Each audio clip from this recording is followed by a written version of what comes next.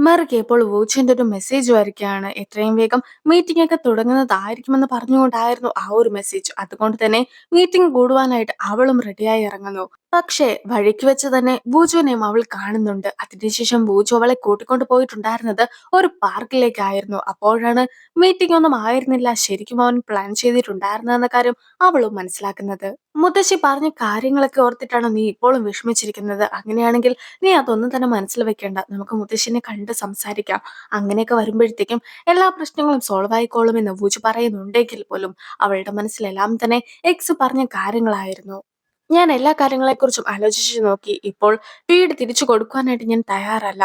ഇപ്പോൾ ഈ വീട് എന്റെ കയ്യിൽ ഉണ്ടെങ്കിൽ ഒരു മാസം കൂടി കഴിയുമ്പോഴത്തേക്കും ഇത് എന്റെ സ്വന്തമാക്കുന്നതാണ്. അങ്ങനെയിരിക്കെ എനിക്ക് എന്ത് വേണമെങ്കിലും ചെയ്യാം. അതേസമയം ഇപ്പോൾ ഈ വീടൊക്കെ തിരിച്ചു കൊടുക്കുകയാണെങ്കിൽ എനിക്കൊന്നും തന്നെ ഇല്ലാത്ത എല്ലാം തന്നെ നഷ്ടപ്പെട്ടു പോകുന്നതായിരിക്കും. അതുകൊണ്ട് തന്നെ നിന്നെ ഉപേക്ഷിക്കുക എന്നത് മാത്രമാണ് ഞാൻ കാണുന്ന ഒരേ ഒരു വഴി. അതാകുമ്പോഴത്തേക്കും നിനക്കും ഞാൻ കാരണം ഒരു പ്രശ്നവും ഉണ്ടാകുന്നതായിരിക്കുകയില്ല എന്ന് പറഞ്ഞുകൊണ്ട് ഒരു ബ്രേക്കപ്പ് ഒക്കെ പറഞ്ഞിട്ട് വൂച്ചിന്റെ അടുത്ത് നിന്ന് പോവുകയാണ്.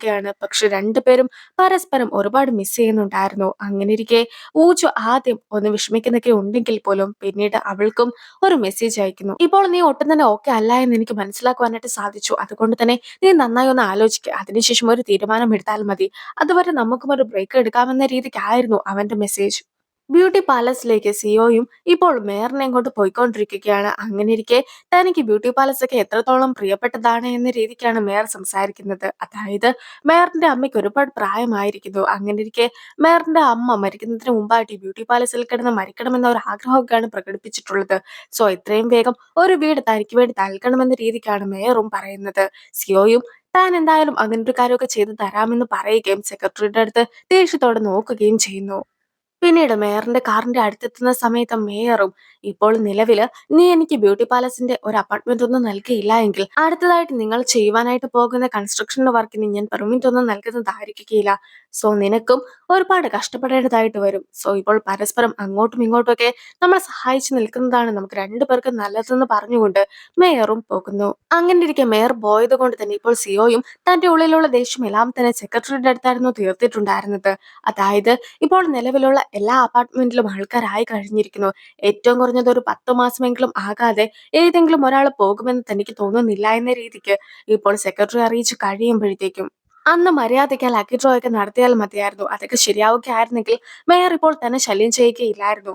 സോ ആ ഒരു ലക്കി ഡ്രോ എല്ലാം തന്നെ മോശമായിട്ട് നടക്കുവാനുള്ള കാരണക്കാരൻ സെക്രട്ടറി ആണെന്ന് പറഞ്ഞുകൊണ്ടായിരുന്നു ഇപ്പോൾ സിഒയും ദേഷ്യപ്പെടുന്നത്. കൂടാതെ എത്രയും വേഗം ഏതെങ്കിലും ഒരു വഴിക്ക് മേയർക്ക് അപ്പാർട്ട്മെന്റ് ഒക്കെ കൊടുക്കണമെന്ന രീതിക്കാണ് സിഒയും സംസാരിക്കുന്നത്. ജിൻകുങ്ങും ഇപ്പോൾ വൂച്ചൊന്ന് മെസ്സേജ് അയക്കുന്നു. നേരത്തെ ജിൻകുങ്ങും മെറീനെ കണ്ടിട്ട് ഒരുപാട് കാര്യങ്ങളൊക്കെ സംസാരിച്ചിട്ട് അവരുടെ ഇടയിൽ പ്രശ്നമൊക്കെ ഉണ്ടായായിരുന്നല്ലോ. അതുകൊണ്ട് തന്നെ ഇപ്പോൾ മെറീനെ ഒന്നും കൂടി നേരിട്ട് കണ്ട് സംസാരിച്ച് അവളുടെ അടുത്തൊരു ക്ഷമയൊക്കെ ചോദിക്കുവാനായിട്ട് തനിക്ക് ആഗ്രഹമുണ്ടെന്നുള്ള രീതിക്ക് ജിൻകുങ്ങും വൂച്ചുവിനും മെസ്സേജ് അയക്കുന്നു. ഇപ്പോൾ അതിന് പറ്റിയൊരു സമയമല്ല എന്നായിരുന്നു വൂച്ചിന്റെ മറുപടി.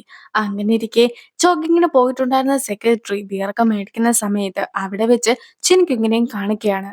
ജിൻകുങ്ങും ഞാൻ സ്നേഹിച്ചു എന്ന് പറഞ്ഞിട്ടുണ്ടായിരുന്ന ആളിപ്പോൾ ബ്രേക്കപ്പ് ആയിരിക്കുന്നു. പക്ഷേ അവൻ വിഷമിച്ചിരിക്കുന്നത് കണ്ടിട്ട് തനിക്കും വിഷമം തോന്നുന്നു എന്ന രീതിക്കാണ് സെക്രട്ടറിയോട് സംസാരിക്കുന്നത്.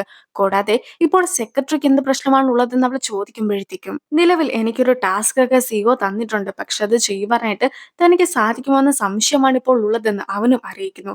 അങ്ങനെ ഇരിക്കെ നീ എന്തിനാണ് ഇത്രയ്ക്ക് ടെൻഷൻ അടിക്കുന്നത്? ആ ഒരു കമ്പനിയൊക്കെ പോയെങ്കിൽ പോട്ടെ എന്ന് വിചാരിക്കണം. കൂടാതെ എല്ലാ കമ്പനിക്കും അതിൻ്റെതായിട്ടുള്ള സീക്രട്സ് ഒക്കെ കാണുമല്ലോ. നീ ആകട്ടെ ആ ഒരു സീക്രട്സ് ഒക്കെ പുറമേക്ക് തുറന്നു കാണിക്കണം. അങ്ങനെ വരുമ്പോഴത്തേക്കും നീ ആ കമ്പനിയിൽ നിന്ന് പോകുന്നതിനോടൊപ്പം തന്നെ ആ കമ്പനിയും കൂടി നശിച്ചോളും എന്ന രീതിക്ക് ചിൻകുങ്ങും പറഞ്ഞു കൊടുക്കുന്നു. അതേസമയം കമ്പനിയിൽ നടക്കുന്ന ഓരോരോ കാര്യങ്ങൾ സിഒ പറഞ്ഞിട്ടാണ് ചെയ്യുന്നതെങ്കിലും എല്ലാ കാര്യങ്ങളും ചെയ്തിട്ടുണ്ടായിരുന്നത് സെക്രട്ടറിയാണ്. അങ്ങനെ ഇരിക്കെ കാര്യങ്ങളൊക്കെ എക്സ്പോസ് ചെയ്യുവാനായിട്ട് പോവുകയാണെങ്കിൽ സെക്രട്ടറി ആയിരിക്കും ആദ്യം കൊടുങ്ങുക എന്ന് അവനായിട്ട് തന്നെ അവളോട് പറയുന്നുമുണ്ട്. നിലവിൽ വോച്ചിന്റെ കമ്പനിയുടെ 80ാമത്തെ വാർഷികം വരികയാണ്. അതുകൊണ്ട് തന്നെ അതുമായി ബന്ധപ്പെട്ട് ഏതൊക്കെ വിഐപീസിനെയാണ് ഇൻവൈറ്റ് ചെയ്യേണ്ടതെന്നുള്ള എല്ലാ ഡീറ്റെയിൽസും അവർ കളക്ട് ചെയ്ത് കഴിഞ്ഞിരിക്കുന്നു. അതിനെക്കുറിച്ചൊക്കെ ഡിസ്കസ് ചെയ്യുവാനായിട്ടായിരുന്നു നിലവിൽ മീറ്റിംഗ് വിളിച്ചിട്ടുണ്ടായിരുന്നത്. അങ്ങനെ ഇരിക്കെ അന്നത്തെ ദിവസം ചായയുടെ ബർത്ത്ഡേ ആയതുകൊണ്ട് തന്നെ നമുക്ക് എല്ലാവർക്കും ഒന്നിച്ച് ഫുഡ് കഴിക്കുവാനായിട്ട് പോകാമെന്ന് പറയുന്നത് പ്രകാരം വോജുവും പോകാമെന്ന് സമ്മതിക്കുന്നു. പക്ഷെ വോജു അവിടെ എത്തി കഴിയുമ്പോഴത്തേക്കും ആയിരുന്നു അവരുടെ ഒപ്പം മെറി ഇല്ല എന്ന കാര്യമൊക്കെ അവനും മനസ്സിലാക്കുന്നത്. ശരിക്കും വൂജ് വരുന്നുണ്ട് എന്ന് അറിഞ്ഞത് കൊണ്ട് മാത്രമായിരുന്നു മെറി വരാതിരുന്നിട്ടുണ്ടായിരുന്നത്. എങ്കിലും അവരുടെ അടുത്തായിട്ട് ഒരു തിരക്കൊക്കെ ഉള്ളത് കൊണ്ടാണ് വരുവാനായിട്ട് സാധിക്കാതെ പോയതെന്ന് പറയുന്നുമുണ്ട്. എന്തായാലും മെറിയും വൂജുവും പരസ്പരം അവരെക്കുറിച്ച് തന്നെ ഓർത്തുകൊണ്ടൊക്കെയിരിക്കുന്നു. രണ്ടുപേർക്കും മറക്കുവാനായിട്ട് സാധിക്കുന്നുണ്ടായിരുന്നില്ല. അങ്ങനെ ഇരിക്കെ മെറീനെ കാണുവാനായിട്ട് വൂജു എത്തിയിട്ട് അവളുടെ വീടിന് മുമ്പിലൊക്കെ ആക്കുമ്പോഴത്തേക്കും അവളും റൂമിലെ ലൈറ്റ്സ് ഒക്കെ ഓഫ് ആക്കുന്നത് അവനും ശ്രദ്ധിക്കുന്നു. ശരിക്കും വീട്ടിലേക്ക് വന്നിട്ടുണ്ടായിരുന്ന മെറിയും പുറത്തെ കാഴ്ചകളൊക്കെ കണ്ട് നിൽക്കുമ്പോഴത്തേക്കുമാണ് വൂജുവിന്റെ വണ്ടി അതുവഴി വരുന്ന കാഴ്ച അവൾ കണ്ടിട്ടുണ്ടായിരുന്നത്. അങ്ങനെ ഇരിക്കെ ഓടി വീട്ടിൽ കയറിയിട്ടുണ്ടായിരുന്ന അവളും ലൈറ്റ്സ് ഒക്കെ ഓഫ് ആക്കുന്നു. പക്ഷെ അവനാകട്ടെ അവൾ ഉറങ്ങുകയായിരിക്കുമെന്ന് വിചാരിച്ചിട്ട് അവിടെ നിന്നും പോകുന്നു. പിറ്റേ ദിവസമൊക്കെ ആക്കുമ്പോഴത്തേക്കും സെക്യൂരിറ്റിയും ഇതുപോലെ വൂജിന്റെ അടുത്തായിട്ട് എക്സ് വന്ന കാര്യങ്ങളെക്കുറിച്ചെല്ലാം തന്നെ പറയുകയാണ്. ചെറോമണെ കാണണമെന്ന് പറഞ്ഞിട്ടായിരുന്നു അവൻ വാശി പിടിച്ചിട്ടുണ്ടായിരുന്നെന്നുള്ള കാര്യവും അറിയിക്കുന്നു. അങ്ങനെ ഇരിക്കെ എക്സും എല്ലാ സത്യങ്ങളും മനസ്സിലാക്കി കാണുമോ എന്നൊരു പേടിയൊക്കെ ആയിരുന്നു അവന്റെ ഉള്ളിലും ഉണ്ടായിരുന്നത്. അവനും പലതവണ മെറീനെ കോൾ ചെയ്യുന്നുണ്ടെങ്കിലും മെറി കോൾസ് ഒന്നും തന്നെ എടുക്കുന്നില്ല. ഇപ്പോൾ മെറീനെ കാണുവാനായിട്ട് എക്സും എത്തിയിരിക്കുന്നു. നീ പറഞ്ഞിട്ടുണ്ടായിരുന്നത് പോലെ തന്നെ ഞാനും വൂജുവും ഇപ്പോൾ ബ്രേക്കപ്പ് ആയി കഴിഞ്ഞിരിക്കുന്നു. അങ്ങനെയിരിക്കെ ഇനിയും എന്റെ പേര് പറഞ്ഞിട്ട് നീ വൂജിനെ കാണുവാനായിട്ട് ഒന്നും തന്നെ പോകുവാനായിട്ട് പാടില്ല. അവന്റെ ലൈഫിൽ യാതൊരു വിധത്തിലുള്ള പ്രശ്നവും ഉണ്ടാക്കുവാനായിട്ടും പാടില്ല എന്ന് പറഞ്ഞുകൊണ്ട് മെറി നിൽക്കുമ്പോഴത്തേക്കും ഇപ്പോൾ വൂജ് നമ്മുടെ ലൈഫിൽ നിന്ന് പോയി കഴിഞ്ഞിരിക്കുകയാണ്. അങ്ങനെയിരിക്കെ ഒരു തവണത്തേക്കും കൂടി നീ എന്നോട് ക്ഷമിക്കണം. ഞാൻ എല്ലാ തെറ്റും മനസ്സിലാക്കി കഴിഞ്ഞിരിക്കുന്നു. ഇനി അതൊന്നും തന്നെ ആവർത്തിക്കുകയില്ല. അങ്ങനെയിരിക്കെ നമുക്ക് രണ്ടുപേർക്കും ഹാപ്പി ആയിട്ട് ഈ ഒരു വീട്ടിൽ തന്നെ താമസിക്കാമെന്ന് എക്സും അവളോടായിട്ട് പറയുകയാണ്. പക്ഷെ എല്ലാ തെറ്റുകളും ക്ഷമിച്ചിട്ട് അവന്റെ ഒപ്പം താമസിക്കുവാനായിട്ട് മെറി തയ്യാറായിരുന്നില്ല.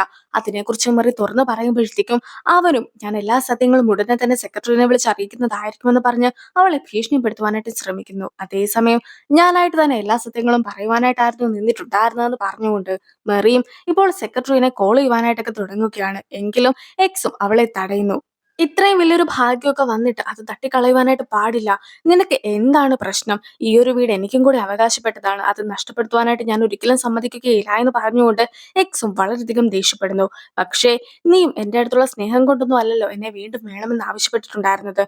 മറിച്ച് ഈ ഒരു വീടൊക്കെ സ്വന്തമാക്കുവാനായിട്ടല്ലേ. അങ്ങനെയുള്ള എനിക്ക് ഈ ഒരു വീടോ നിന്നെയോ ആവശ്യമില്ല എന്ന് പറഞ്ഞുകൊണ്ട് അവളും വീണ്ടും സെക്രട്ടറിയുടെ അടുത്തേക്ക് പോകാനായിട്ട് തുടങ്ങുമ്പോഴത്തേക്കും എക്സും അവളെ തല്ലുവാനായിട്ട് തുടങ്ങുന്നു. പക്ഷേ അപ്പോൾ അവിടേക്ക് എത്തിയിട്ടുണ്ടായിരുന്ന വൂജു ഇവർ പറഞ്ഞ എല്ലാ കാര്യങ്ങളും കേട്ടിട്ടുണ്ടായിരുന്നു.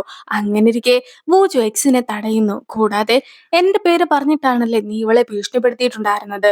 നിനക്ക് നാണമില്ലേ അങ്ങനെയൊക്കെ ചെയ്യുവാനെന്ന് പറഞ്ഞുകൊണ്ട് വൂജുവും അവനെ തല്ലുകയാണ്. എന്തായാലും നിങ്ങൾ രണ്ടുപേരും കള്ളം പറഞ്ഞിട്ട് സ്വന്തമാക്കിയിട്ടുള്ള വീടാണ് ഇതെന്ന് ഞാൻ തെളിയിച്ചു തരുന്നതായിരിക്കും. രണ്ടുപേരെയും ജയിലിൽ കയറ്റുമെന്നൊക്കെ പറഞ്ഞുകൊണ്ടാണ് എക്സ് നിൽക്കുന്നതെങ്കിൽ പോലും അതിനു മുമ്പായിട്ട് എക്സ് പറഞ്ഞ കാര്യങ്ങളെല്ലാം തന്നെ വൂജുവും റെക്കോർഡ് ചെയ്തിട്ടുണ്ടായിരുന്നു. അതിലാകട്ടെ ഈ ഒരു വീടൊന്നും കൊടുക്കരുതെന്ന് പറഞ്ഞുകൊണ്ട് അവളെ ഭീഷണിപ്പെടുത്തുന്ന കാര്യങ്ങളായിരുന്നു ഉണ്ടായിരുന്നത്. അങ്ങനെയിരിക്കെ നീ എനിക്കെതിരായിട്ട് കേസ് കൊടുക്കുകയാണെങ്കിൽ ഞാൻ ഈ ഒരു കാര്യങ്ങൾ പോലീസിനെയും കേൾപ്പിക്കുന്നതായിരിക്കും. അങ്ങനെയിരിക്കെ നമുക്ക് എല്ലാവർക്കും കൂടി ഒന്നിച്ച് ജയിലിൽ കയറാമെന്നാണ് അവനും പറയുന്നത്. അതൊക്കെ കേട്ടിട്ടുണ്ടായിരുന്ന എക്സും ഒരുപാട് ദേഷ്യപ്പെട്ട് അവിടെ നിന്നും പോകുന്നു.